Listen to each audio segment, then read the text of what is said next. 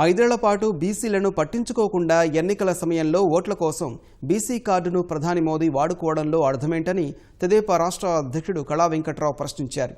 14 అంశాలతో మోదీకి ఆయన లేఖ రాశారు. ప్రధాని పదవిలో కొనసాగుతూ కులాన్ని రాజకీయ ప్రయోజనాలకు వాడుకోవాలనుకోవడం రాజ్యాంగ విరుద్ధమన్నారు. ఇది ఎన్నికల నియమావళి ఉల్లంఘన కిందకు వస్తుందని ఆరోపించారు. చాయ్వాలా అని చెప్పుకునే మోదీ దేశంలో 50% పైగా ఉన్న బీసీల కోసం ఒక్క పనైనా చేశారా అనేది ఆత్మవిమర్శ చేసుకోవాలన్నారు. చట్టసభల్లో బీసీలకు రాజకీయ రిజర్వేషన్లు కల్పించాలని ఢిల్లీకి పంపిన తీర్మానాలను ఎందుకు ఆమోదించలేదన్నారు. బీసీలకు న్యాయం చేయాలనే ఆలోచన భాజపాకు లేదనే మనస్తాపంతో కేంద్ర మంత్రి ఉపేంద్ర కుష్వాహా ఎన్డీఏ నుంచి బయటకు వెళ్లడం వాస్తవం కాదా అని లేఖలో ప్రశ్నించారు.